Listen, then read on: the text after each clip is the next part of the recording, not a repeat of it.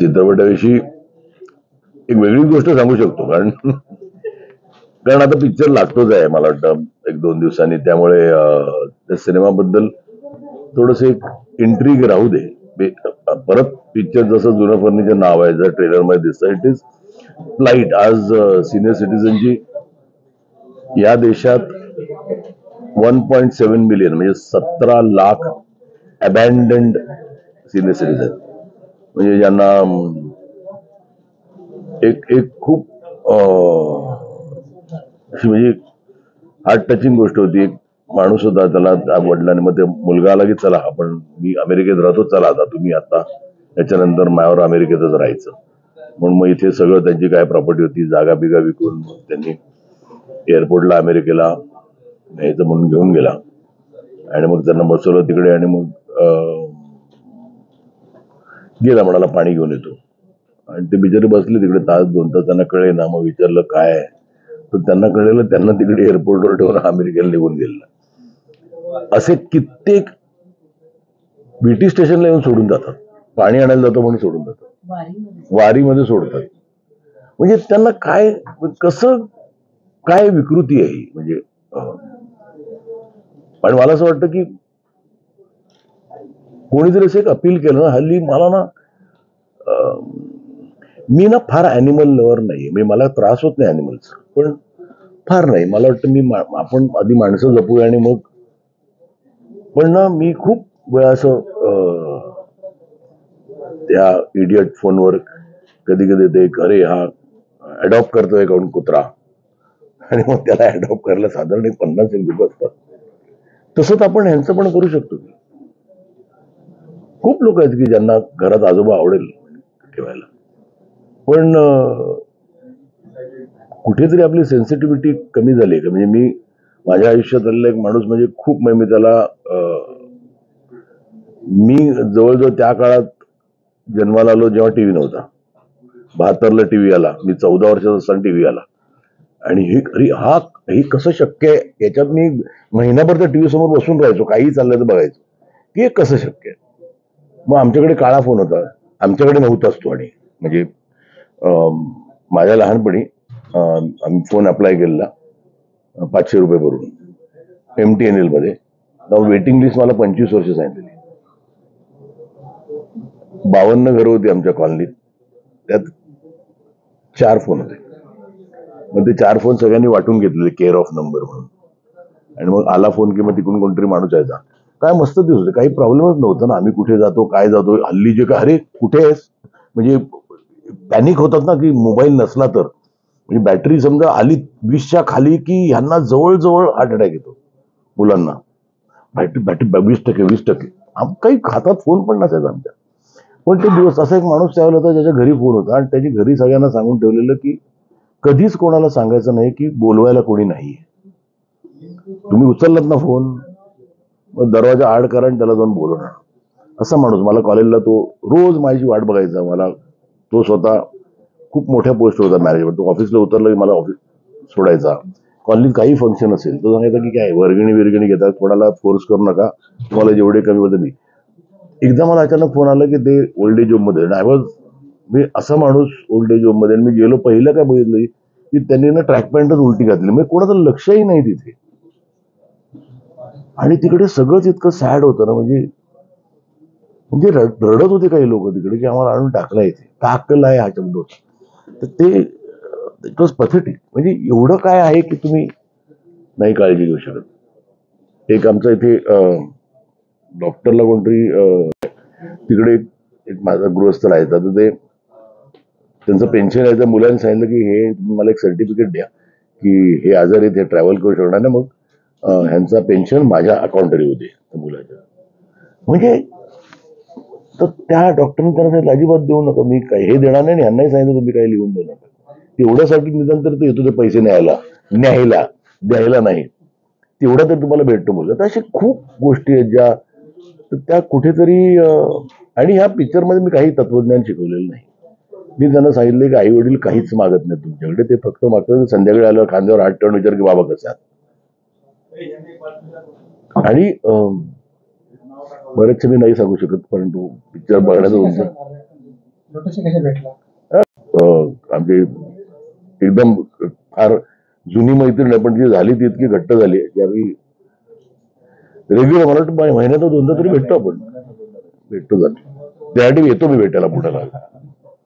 आणि पण हे त्याचं व्हेरी गुड थिंग. म्हणजे मी आणि खात्री देऊन सांगतो की तुम्ही हा जो प्रीमियरचा शो त्यांनी घेतलाय, त्यातनं बाहेर येताना फार लोक काही म्हणणार नाहीत की आम्ही का आलो म्हणून.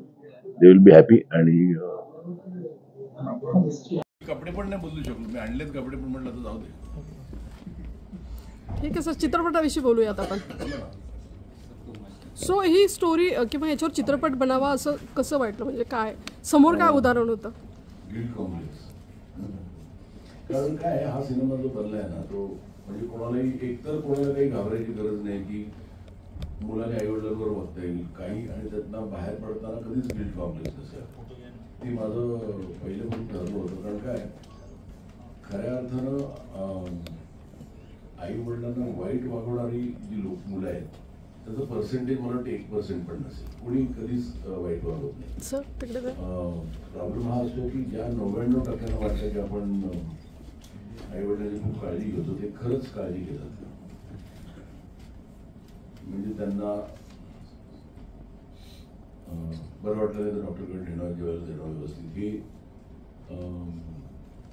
Looking after the senior citizen नाही आहे. आणि ह्याची मला प्रचिती स्वतःकडे बघून झाली. म्हणजे मी कोणाकडे बोट पण दाखवत नाही, ते बोट माझ्याकडेच आहे.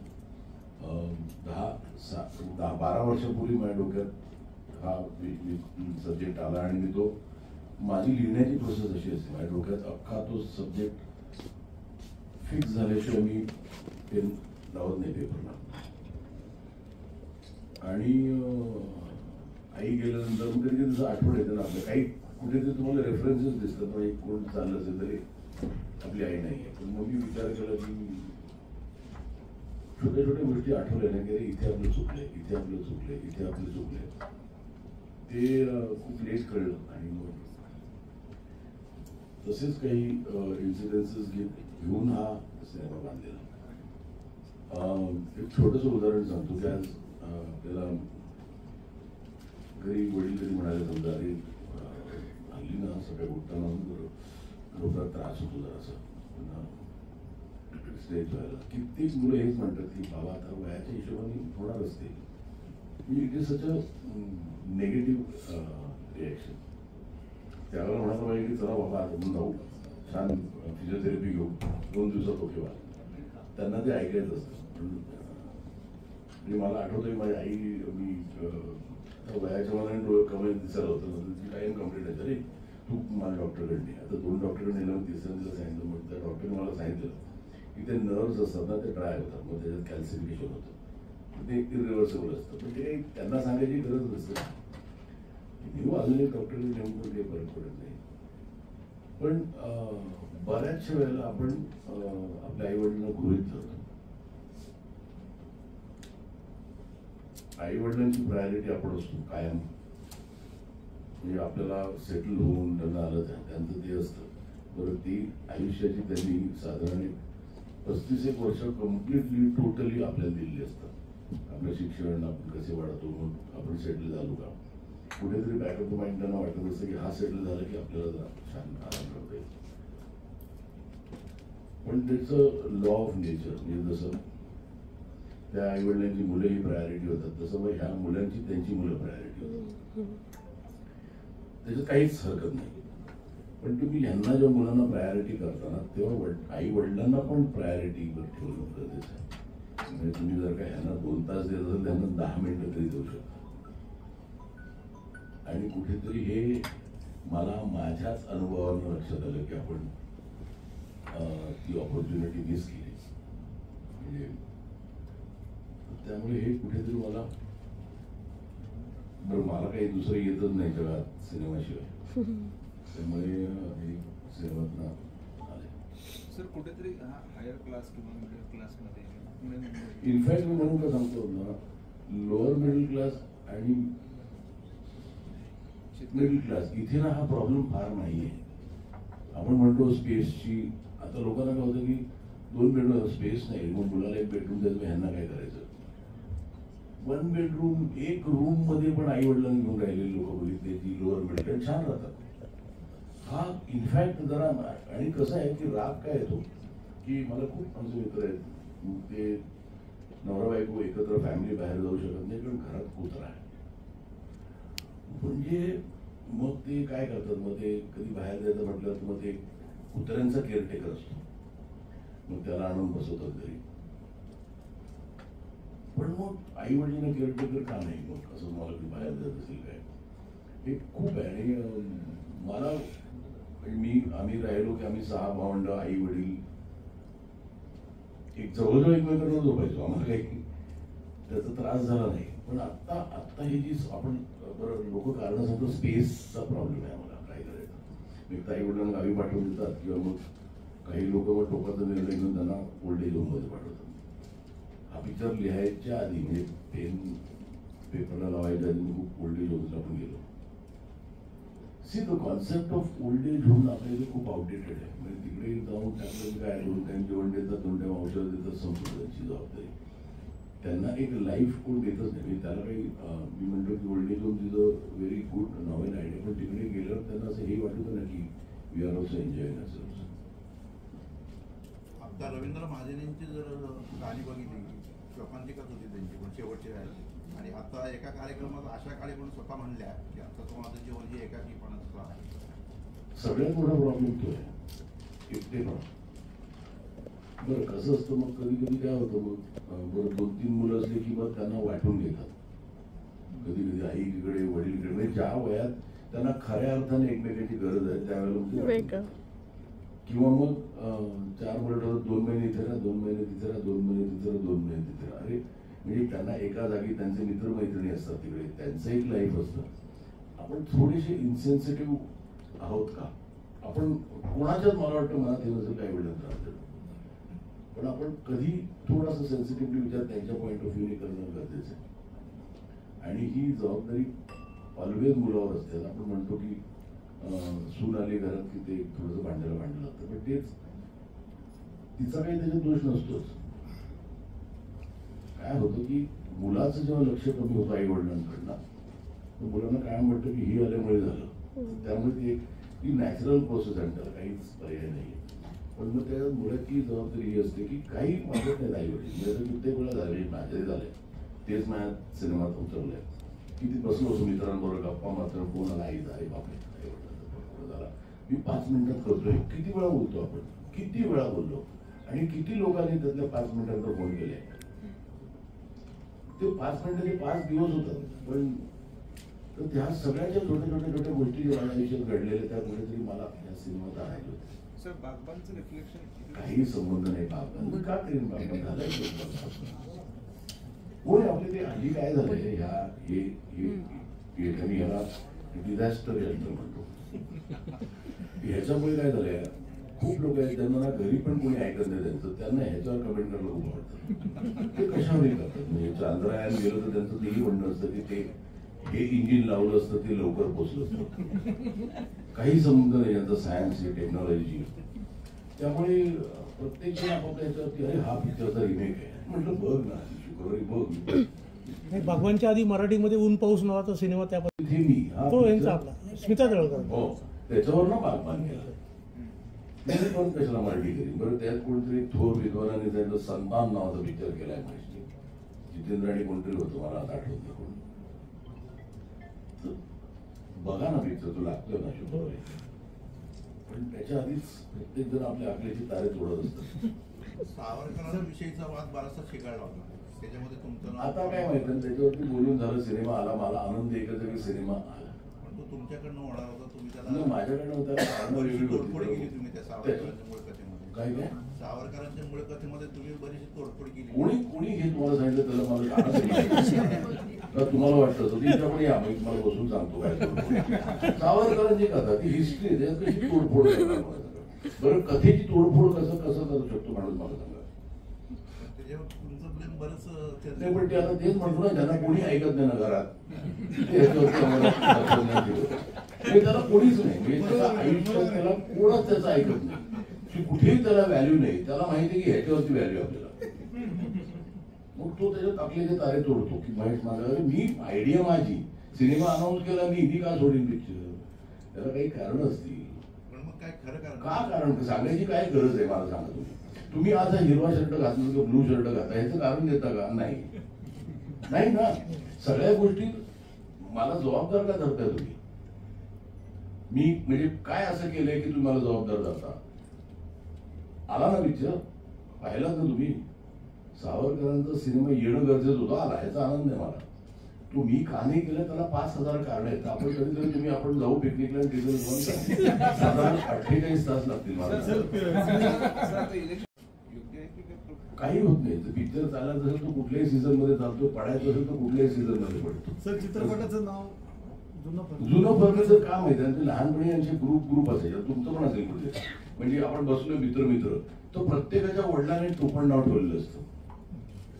मी म्हणजे माझं लक्ष नाही आणि माझे वडील आले तर मला एक मित्र माझे आले बस हिटलर आले तर त्यांना खूप स्ट्रिक्ट होते. मग आमच्या मित्रांमध्ये ते हिटलर होते.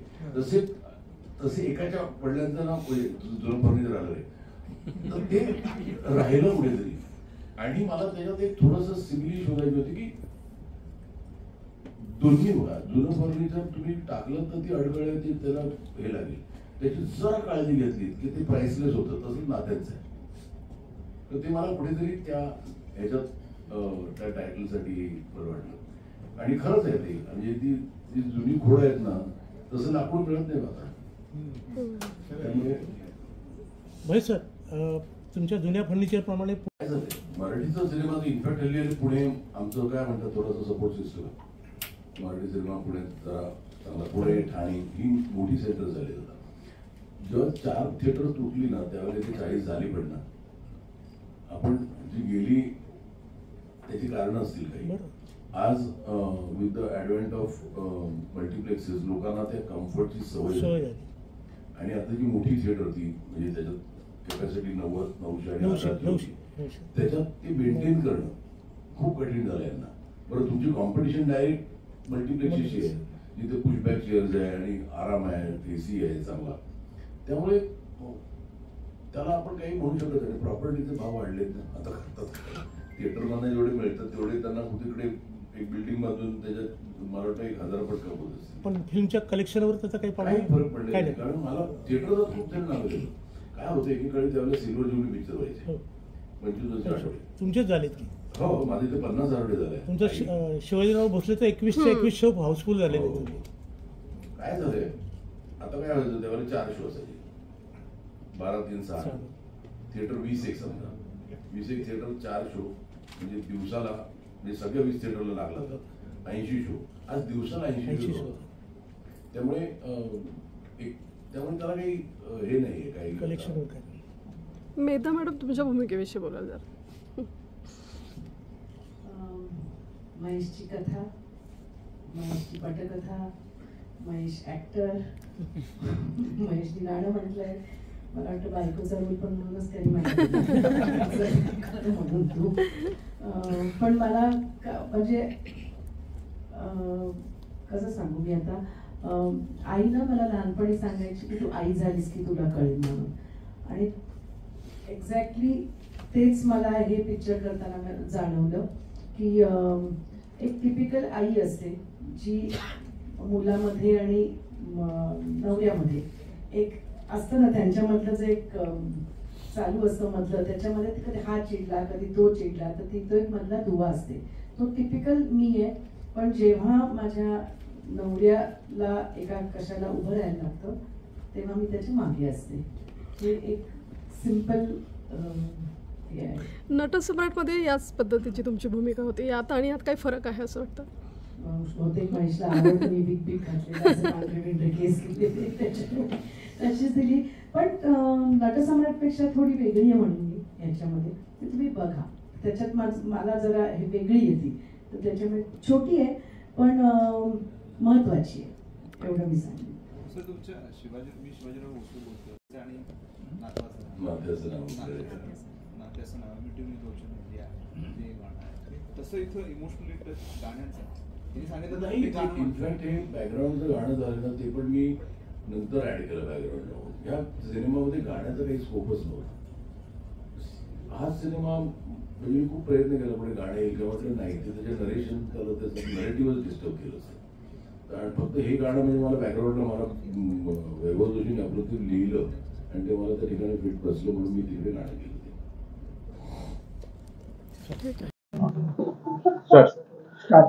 नमस्कार, माझं नाव सत्यप्रभा गिरी, लोटस ग्रुपचा संचालक. लोटस लाईफ फाउंडेशन म्हणून आम्ही एक सामाजिक संस्था चालवतो. ह्या सामाजिक संस्थे थ्रू समाजाला लागणाऱ्या बऱ्याच गोष्टी करतो. त्यात महेश मांजरेकर हे आमच्या कंपनीचे ब्रँड अँबॅसेडर आहेत. त्यांनी आता जो नवीन मूवी बनवला आहे जुनं फर्निचर, तो पण समाजाच्या दृष्टीने बनवला आहे. त्यात समाजाला देणारा एक खूप मोठा संदेश आहे. मी सविस्तर त्या विषयाबद्दल बोलत नाही, कारण तो तुम्ही मूवी बघून समजून घ्यावा. आणि त्यात दिलेला संदेश जो आहे तो मला खूप महत्त्वाचा वाटला आणि लोटस लाईफ फाउंडेशन तर्फे हा संदेश संपूर्ण समाजाला पोहोचला पाहिजे अशी आमची अपेक्षा आहे. त्या अपेक्षी असल्यामुळे हा मूवी प्रमोट करायचं आमची इच्छा आहे आणि माझी अपेक्षा आहे की प्रत्येकाने हा मूवी बघावा. नवीन पिढी आणि जुन्या पिढीच्या नात्यावर हा मूवी आहे आणि हे प्रत्येकाच्या घरात आहे. हे कुठलंही असं घर नाही की या घरात हा विषय नाही. आपल्या प्रत्येकाच्या घरात असलेला हा विषय तुम्हाला दिसणार आहे आणि त्याचे परिणाम तुम्हाला दिसणार आहे. त्याला घेऊन तुम्ही तुमचं घर सांभाळू शकता. ह्या विषयावर परत माझी आग्रहाची विनंती आहे की प्रत्येकाने हा मूवी बघा. फाउंडेशनचं कार्य लोटस लाईफ फाउंडेशनमध्ये आम्ही आमचे लेबर्स जे आहे, लेबर्सची मुलं आणि पर्टिक्युलरली लेडी लेबर्स यांच्या विषयावर बरंच काम करतो. त्यांचे इन्शुरन्स करणे, त्यांचे एज्युकेशन करणे, त्यांच्यासाठी क्रेश करणे, ह्या सगळ्या गोष्टी हँडल करतो. हळूहळू मांजरेकरांनी केलेल्या मूवी आणि बाकी विषय बघून सिनियर सिटीजन विषयावरही आम्ही कामं सुरू केलेली आहेत. आमच्या एक्झिस्टिंग प्रोजेक्टमध्ये सिनियर सिटीजन कम्पॅटेबल टॉयलेट्स असतात, रॅम्प असतात. बऱ्यापैकी प्रोजेक्ट हा सिनियर सिटीजन कम्पॅटेबल असतो. पण इथनं पुढे सिनियर सिटीजन्सला लागणाऱ्या वास्तू कशा बनवायच्या आणि त्यांना कसं चांगलं आयुष्य द्यायचं ह्या विषयावर आणखी थोडं काम होणार आहे.